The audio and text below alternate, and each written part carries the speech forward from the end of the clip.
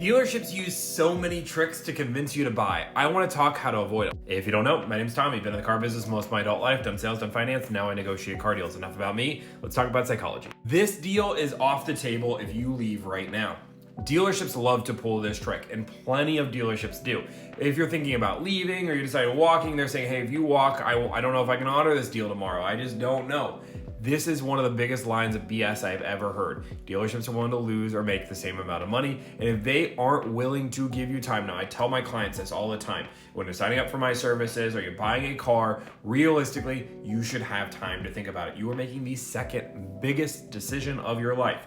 There will be another car tomorrow, even if that car sells, and my services will be there tomorrow. Realistically, there is no rush to buy the vehicle. The only time this statement can be even a little bit true if it's the last day of the month and the rebates could change. And they can easily say that, hey guys, the discount on the car would stay the same, but realistically, as of tomorrow, the rebates could change. So this $4,000 you're getting here could be $3,000, could be zero, could be more. I just don't know. If you say something like that, it's a little bit different. But just to say, I'll pull the whole deal off the table, that's insane. It's only like $30 a month. It's like skipping your Starbucks once a week.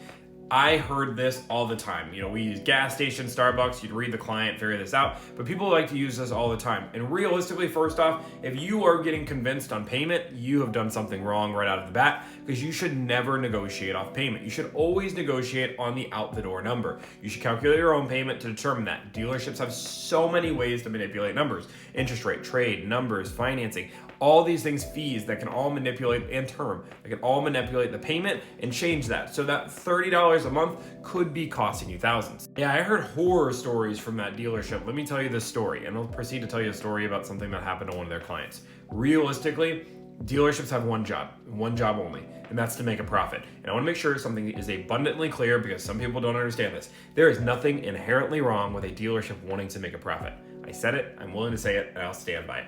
That being said, this is a negotiation. This is a game of chess that only one side knows how to play, which is them. We're learning how to play. Our job is to save money, their job is to make money. So by saving money, we hold our cards to our chest. We need to use competition to drive that price down. If we don't use competition, the price will stay where it's at. Dealerships will not just negotiate a car deal and lower a car deal because they feel like it. They want to make money, and if they don't feel like you're going to go to another dealership, guess what?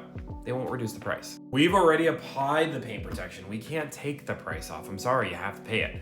This is one of the biggest loads of BS I've ever seen. Now, technically, even if it's true, 80% of dealerships that do a paint protection is normally a spray-on paint protection, and then they allow you to upgrade it to a fancier version. This spray-on paint protection, I will tell you that from what I've seen, let's just say half the time it's probably not even applied to your car, half the time you won't even notice, and it's just like a spray-on paint protection that takes 5 minutes to do.